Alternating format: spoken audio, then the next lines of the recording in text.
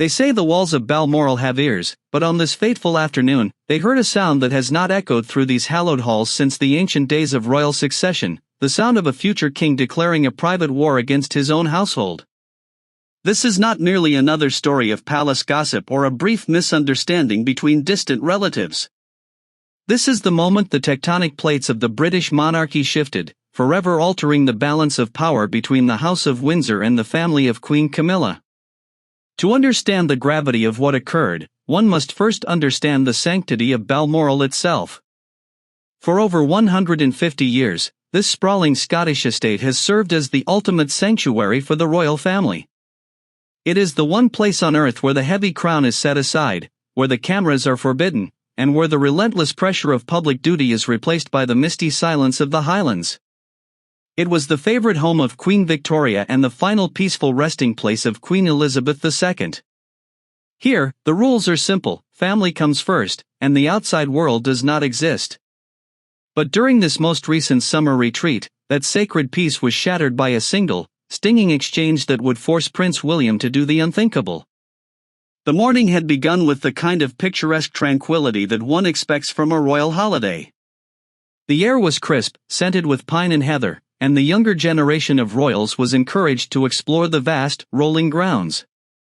Among them was Prince Louis, the youngest son of William and Catherine.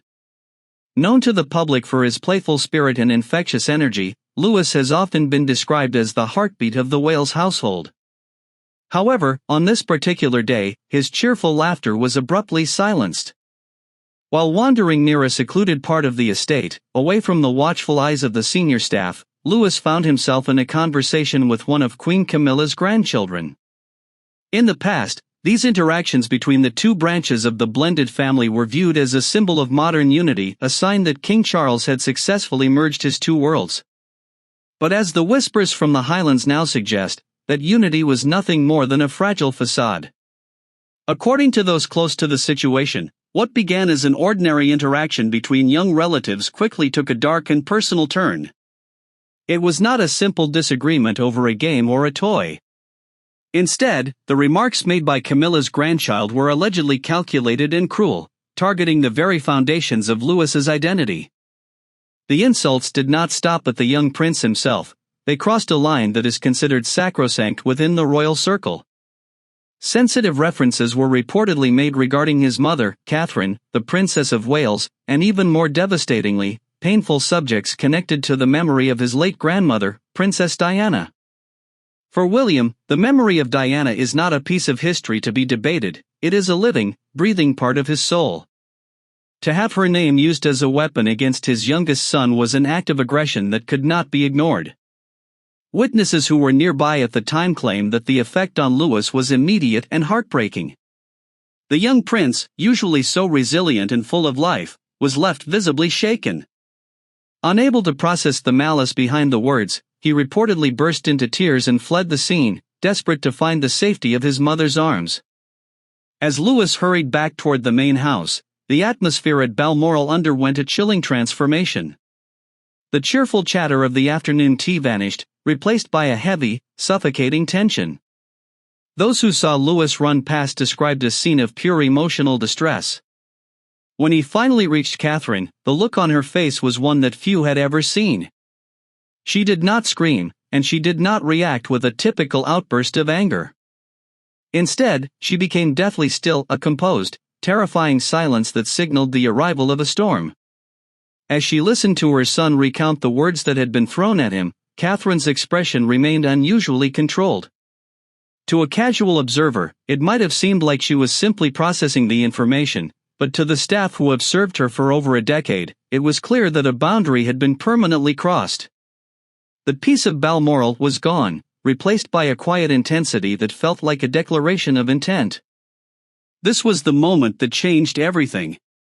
Within the royal system, where image and protocol are guarded with life and death seriousness, an incident like this is never just a family spat. It was a challenge to the respect and authority of the future king and queen. Behind the closed oak doors of the estate, the wheels of a massive and unprecedented response began to turn. The staff members were the first to feel the shift. Instructions were whispered in corridors, and the usual movement of the household was suddenly restricted. Information was handled with extraordinary caution as senior advisors were summoned from their private quarters. It was becoming clear that this would not be resolved with a simple apology or a quiet conversation over dinner. Prince William, upon being informed of the details, did not wait for his father's guidance. He did not seek a committee's opinion, nor did he look for a way to smooth things over for the sake of public relations. For years, William has played the role of the dutiful heir, waiting patiently for his time to lead. But in the wake of his son's tears, that patience evaporated. The man who walked into the private study that afternoon was not just a prince, he was a father whose protective instincts had been pushed to the breaking point. What followed was a move so bold and so decisive that it sent shockwaves through the entire palace hierarchy. William was about to take control of Balmoral in a way that no heir has ever dared in the presence of a reigning monarch. He was moving to seize the narrative, to protect his bloodline, and to ensure that the ghosts of the past would never haunt his children again. The silence of the Highlands was about to be replaced by the firm, unmistakable voice of a future king who had finally seen enough. And as the sun began to set over the rugged Scottish peaks, everyone in the palace realized that the old rules no longer applied. The battle for the heart of the monarchy had begun, and the first blow had just been struck. The air in the private quarters of Balmoral seemed to thicken, turning cold and heavy as if the stone walls themselves were bracing for a tectonic shift in the family hierarchy. Catherine, the Princess of Wales, stood by the tall, leaded glass window, her gaze fixed on the mist rolling over the distant peaks, yet her eyes saw nothing of the landscape. She was a statue of ivory and iron, her breathing so shallow it was nearly imperceptible. To the world, she is the smiling face of a modern monarchy, the woman of infinite grace and unshakable poise. But in this quiet room, away from the prying eyes of the courtiers, she was a mother whose youngest child had been brought to his knees by the very venom she had spent 10 years trying to shield him from. When Prince Louis had come running into the room, his small face flushed with the heat of humiliation and his eyes brimming with tears, the world had stopped for Catherine. The insults he recounted were not the mere bickering of children. They were sophisticated, targeted, and cruel remarks that carried the unmistakable sting of adult conversations overheard and repeated. They had touched on the legitimacy of her role and, most devastatingly, had weaponized the tragic memory of Princess Diana. It was a calculated strike at the emotional heart of the Wales family, delivered through the mouth of a child but carrying the weight of a much deeper, more systemic resentment. As the heavy oak doors creaked open, the Prince of Wales entered the room. He took one look at his wife's rigid silhouette and the shattered expression on his son's face, and he knew. He did not need a briefing from a palace aide or a formal report. The atmosphere told the story of a boundary that had been obliterated. William walked toward Catherine, his footsteps echoing on the ancient floorboards, but she did not turn. Her voice, when she finally spoke, was a whisper that carried more power than a shout. She spoke of the cycle that has haunted this family for nearly 40 years. She spoke of a young girl from Althorpe who was once brought into the same house, only to be dismantled by the coldness of those who felt she did not belong. This was the Diana treatment, a subtle, persistent undermining of an individual's worth, designed to remind them that they are outsiders in their own home. Catherine made it clear that while she had endured her share of cold shoulders and whispered criticisms over the last decade, she would never, under any circumstances, allow that same poison to be fed to her children. The memory of Diana was not a ghost to be mocked, it was the foundation of the emotional intelligence William and Catherine had fought so hard to instill in George, Charlotte, and Louis. To have a grandchild of Camilla use that history as a slur against Louis was an affront that demanded more than an apology. It demanded a revolution. Catherine turned to face her husband, her eyes burning with a fire that William had rarely seen in their 20 years together. Her ultimatum was simple and devastating: it stops with us. It stops today. She reminded William of his own childhood, of the times he had to act as the protector for his mother when she was being pushed to the brink by the very institution he was born to lead. She asked him if he wanted his son to spend his nights wondering why his own relatives looked down upon his mother's bloodline. She asked him if he was willing to let history repeat itself in the name of a blended family facade that was clearly failing behind closed doors. For William, this was the ultimate trigger. He was no longer the Duke of Cambridge or the Prince of Wales. He was the 12-year-old boy who had promised his mother he would protect her, only to be thwarted by the rigid structures of the palace. The pain of the past and the fury of the present merged into a single, crystalline resolve. He looked at Louis, who had finally fallen into a fitful sleep on the sofa, his eyelashes still wet with tears, and the prince felt a coldness settle in his chest. He realized that the blended family experiment, championed so heavily by his father, was being used as a Trojan horse to bring voices into the inner circle that did not respect the sanctity of his mother's legacy or his wife's position. Those close to the couple say this was the moment the mother's vow became a father's mandate. Catherine was the one who drew the line in the sand, but William was the one who decided to turn that line into a wall of granite. They spent the next hour in hushed, intense conversation, mapping out a future that looked very different from the one King Charles had envisioned. There would be no more polite smiles at the dinner table with those who harbored such malice. There would be no more wait-and-see approaches to family dynamics. William understood that his father, the king, was a man who detested confrontation, a man who would rather ignore a festering wound than perform the surgery required to heal it.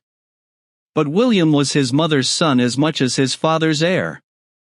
He possessed a streak of Spencer steel that had been tempered by years of watching the monarchy's mistakes. He saw that by trying to please everyone and bring everyone into the fold, Charles had inadvertently created an environment where his own grandchildren were being bullied in their own sanctuary. The Prince of Wales stood up, his jaw set in a line so firm it seemed carved from the very Highlands themselves. He looked at Catherine and gave her a solitary, sharp nod of agreement. The vow was made. They would protect their children from the emotional storms of the monarchy, even if it meant defying the king himself. They would seize control of their own narrative and their own space, starting with the very ground they stood upon. As the clock on the mantel struck the hour, William turned toward his private office. The time for grieving and reflection was over. The time for action had arrived. He was about to initiate a series of commands that would bypass the usual palace channels, leaving the courtiers and even the king himself in a state of absolute disbelief. The ghost of Diana was no longer just a memory, she was the silent commander of the campaign William was about to launch. The moment William stepped across the threshold of his private study at Balmoral, the atmosphere shifted from a family sanctuary to a strategic command center. He did not call for tea, nor did he seek the comfort of his father's counsel.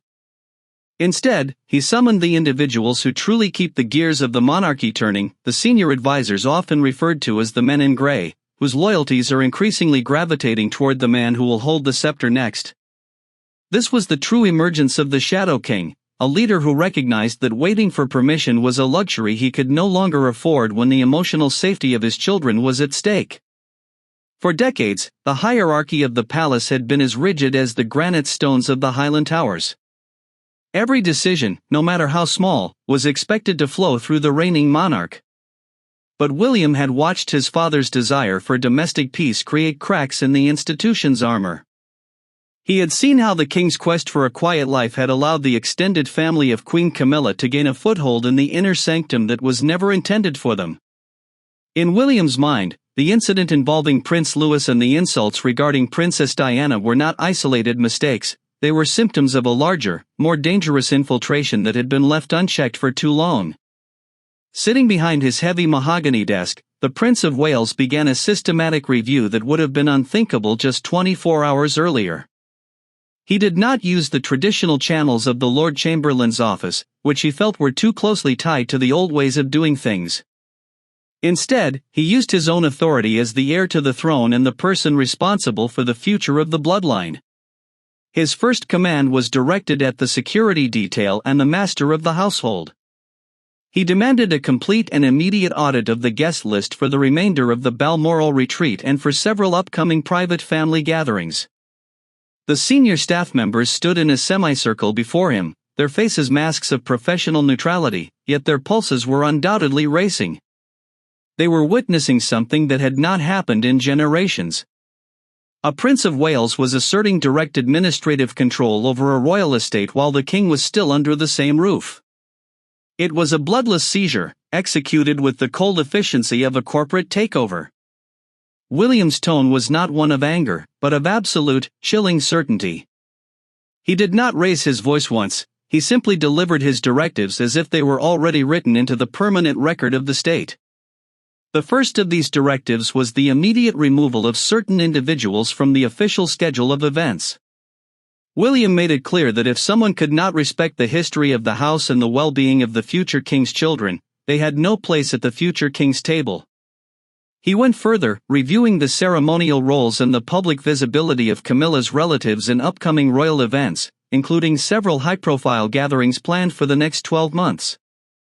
One by one, invitations that had been tentative were cancelled. Public appearances that had been promised as a gesture of blended family unity were quietly but firmly retracted. The most significant move, however, was the deliberate bypassing of King Charles. William knew that if he approached his father first, the king would attempt to mediate. Charles would speak of harmony, forgiveness, and the importance of compromise for the sake of the family's public image. William had no interest in being the bigger person for the sake of a headline, he was interested in being the protector of his house. By initiating the changes first and creating a new administrative reality on the ground, he effectively removed the king's ability to intervene without causing a public scandal that Charles would do anything to avoid. This was the iron fist in the velvet glove.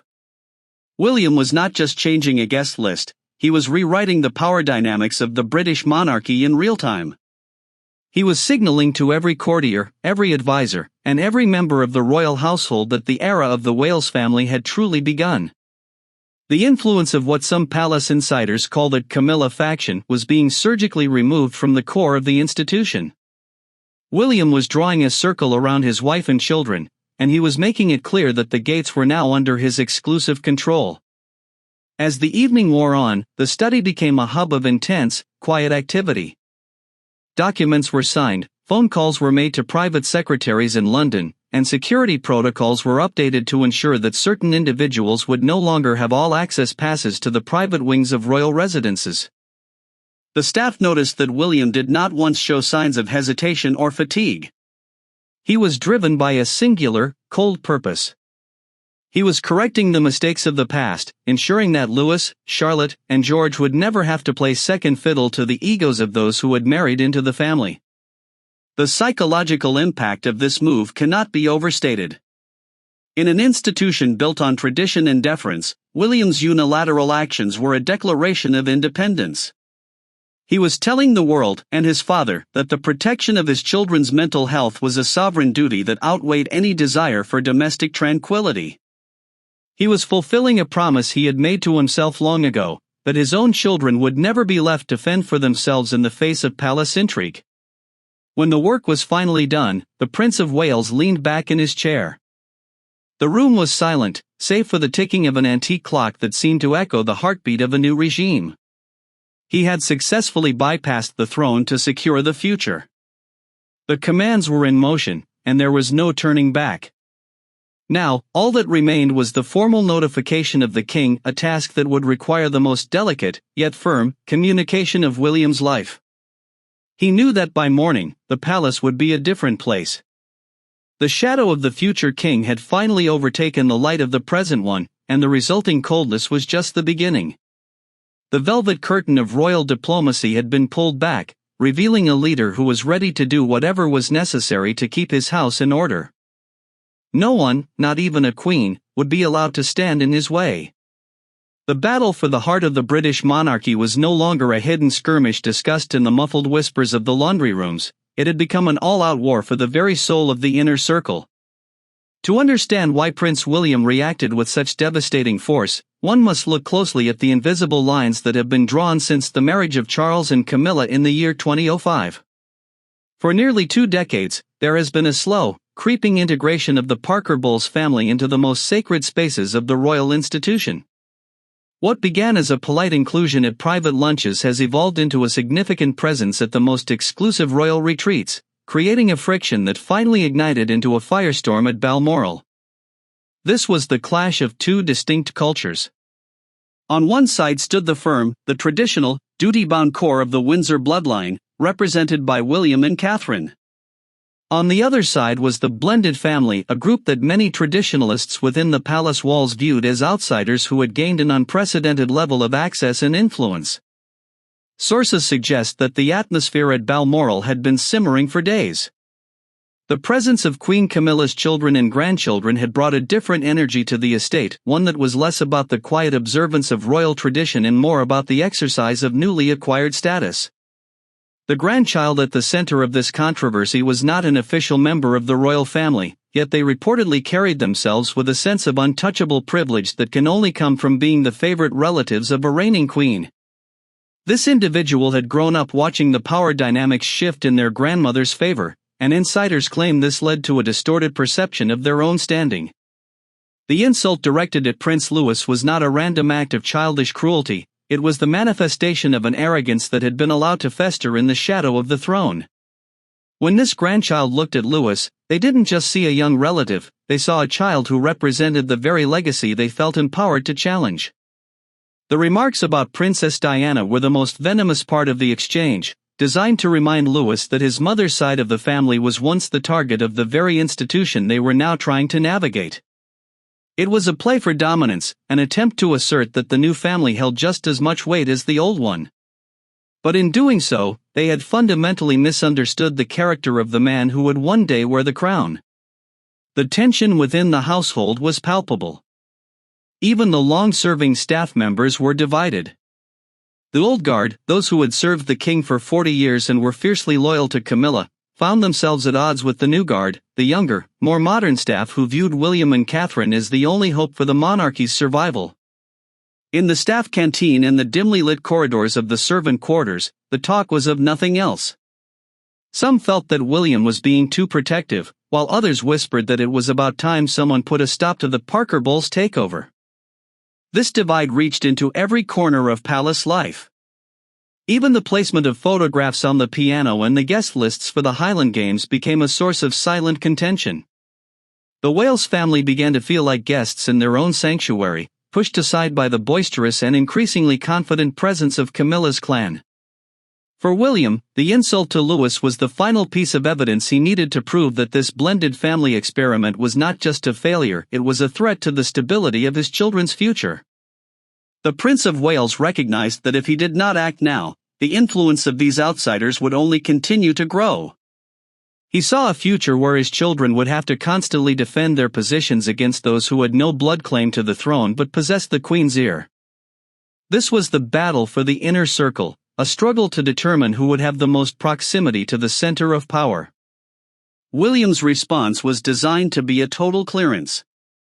He was not interested in a compromise where everyone could just get along. He was interested in restoration, restoring the hierarchy to its original, blood-bound state. As the days progressed, the friction between the two factions became unbearable. There were reported instances of cold silences in the drawing rooms and sharp, clipped exchanges during the morning shoots. The Parker Bowles faction, sensing the shift in the wind, reportedly looked to Queen Camilla for protection, expecting her to exert her influence over the king to keep their status intact. But they had not counted on the sheer determination of a father who was haunted by the memories of his own mother's marginalization. William's strategy was to isolate the source of the conflict. By focusing on the grandchild's behavior, he made it impossible for Camilla to defend her family without appearing to condone the bullying of a young prince. It was a masterclass in palace politics. He used the moral high ground of child protection to mask a much larger move, the systematic reduction of the Parker Bowles' influence within the royal estates. The staff watched in awe as the Prince of Wales moved through the house like a cold front. He was reclaiming the territory, piece by piece. The blended family facade was being stripped away, revealing the raw power struggle beneath. This was no longer about who would sit where at dinner, it was about who would define the culture of the British monarchy for the next 50 years. And as the mist clung to the heather on the hills of Balmoral, it was becoming increasingly clear that the future king had decided that the inner circle was far too small for both the House of Windsor and the House of Parker Bowles. The clash had reached its zenith, and the casualties were beginning to mount as the ancient rules of royalty were reasserted with a ruthlessness that left the entire palace stunned. The battle lines were drawn, and the victor was already beginning to emerge from the Scottish fog. The formal notification arrived not with a shout or a dramatic doorslam, but with the quiet, authoritative slide of a heavy parchment envelope across the king's desk. It was a moment of profound silence in the sovereign's private study, a room that had witnessed the weight of centuries, yet had rarely seen a document as revolutionary as the one now lying before King Charles III. This was the written memorandum from the Prince of Wales, a document that did not ask for permission, did not invite debate, and did not seek compromise. It was a cold, professional outline of the new administrative reality that William had already set in motion.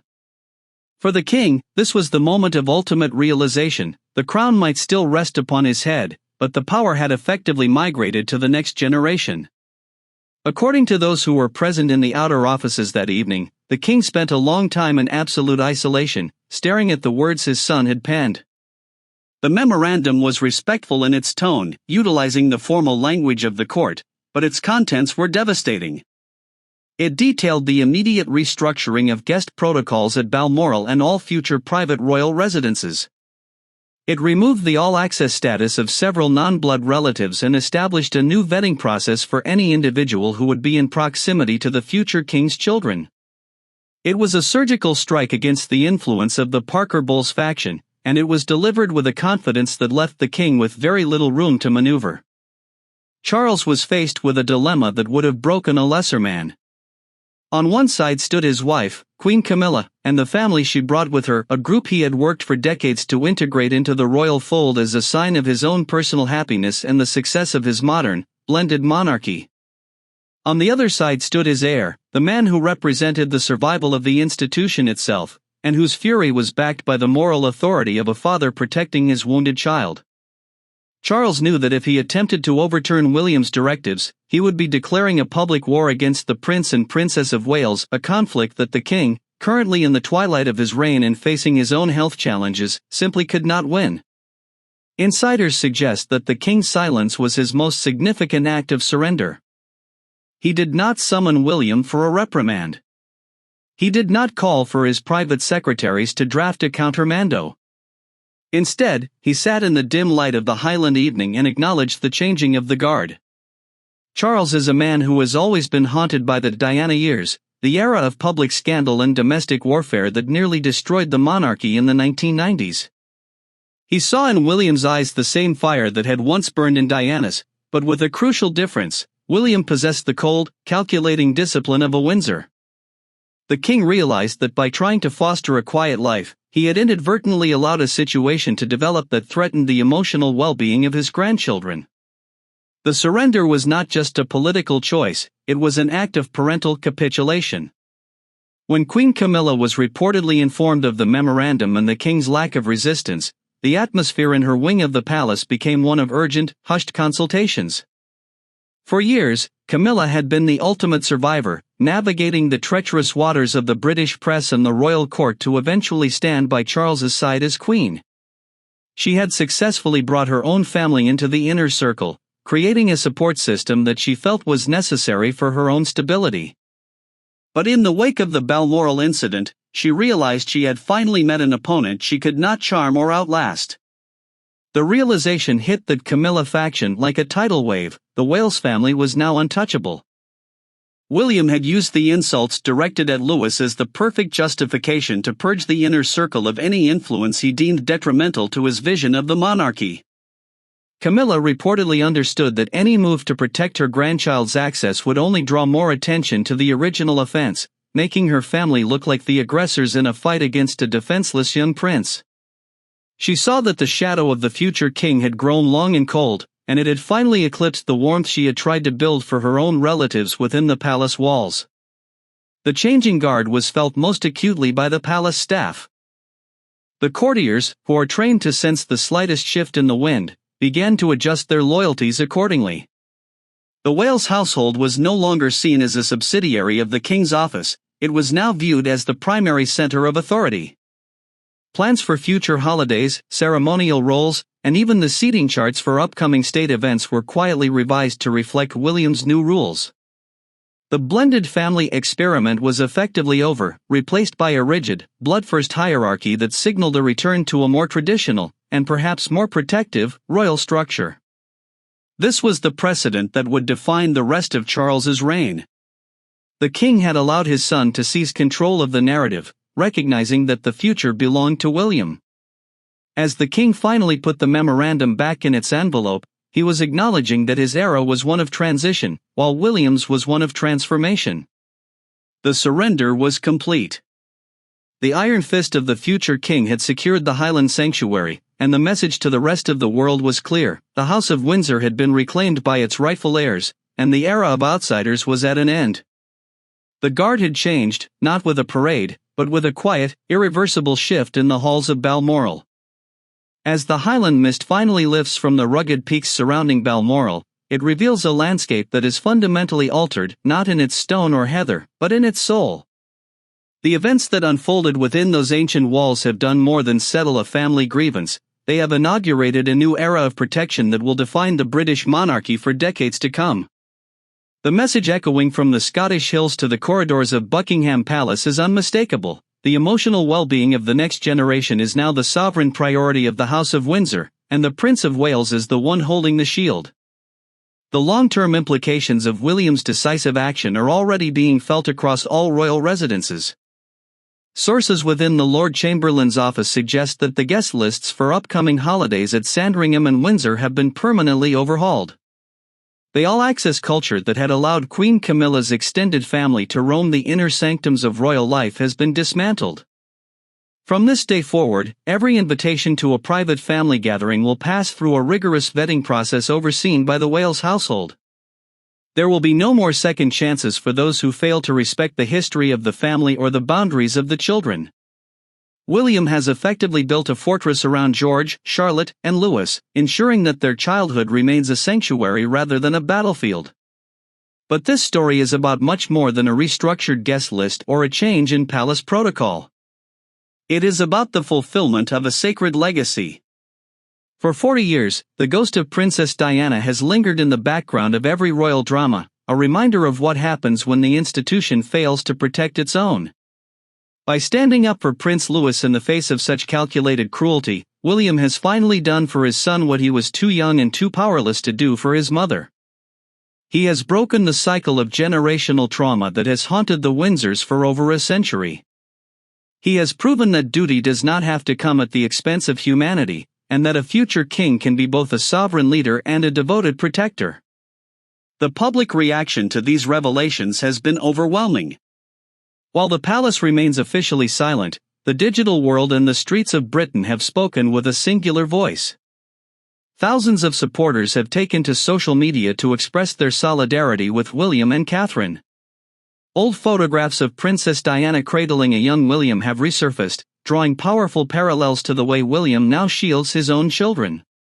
For the vast majority of the public, William's seizure of power at Balmoral is not seen as an act of rebellion, but as a moment of profound moral clarity. They see a man who was willing to risk his own standing with the king to ensure that his children never have to experience the coldness that once broke his mother's heart. Inside the palace walls, the Shadow King continues to shape the future. William's leadership style has been revealed as something altogether new, a blend of his father's intellectual depth and his mother's emotional courage, tempered by a cold, modern efficiency. He is a man who does not seek conflict, but he is clearly a man who is no longer afraid of it. He has shown that he can navigate the most delicate political waters and emerge with his authority enhanced. The courtiers now know that the path to the future runs directly through the Prince of Wales, and that any attempt to undermine his family will be met with a response that is both swift and total. As for Queen Camilla and her inner circle, the landscape has become significantly colder. The era of their rising influence has reached an abrupt and permanent plateau. They have learned the hardest lesson of palace life, that proximity to the king does not equal power over the heir. The blended family may still exist in official photographs and public ceremonies, but the private reality is one of clear, unshakable boundaries. The Wales family has reclaimed their space, and they have done so with a grace that has left their detractors with no room to complain. What began as a quiet afternoon in the Highlands has ended as a defining moment for the monarchy. Prince Louis is safe, Princess Catherine's honor has been defended, and the memory of Princess Diana has been vindicated by the son who loved her most. The British monarchy is moving into a new chapter, one where the mental health and emotional security of its children are treated as the crown jewels themselves. William has seized the moment, and in doing so, he has seized the future. Now, we want to hear from you. The debate is raging across the globe, and your voice matters in this conversation. Do you believe William was justified in bypassing King Charles to take control of the situation? Or do you think his actions were too extreme for a family disagreement? Was he a hero protecting his son, or a prince overstepping his bounds? Let us know your thoughts in the comments below. We read every single one, and the discussion is just getting started. If you want to stay informed on every twist and turn of this royal drama and uncover the secrets the palace doesn't want you to know, make sure to hit that like button and subscribe to our channel. We are committed to bringing you the deepest analysis and the latest updates from behind the velvet curtain. Thank you for joining us on this journey through the halls of Balmoral. Until next time, stay vigilant, stay informed, and remember, in the House of Windsor, the true power always lies in the hands of those willing to protect the future.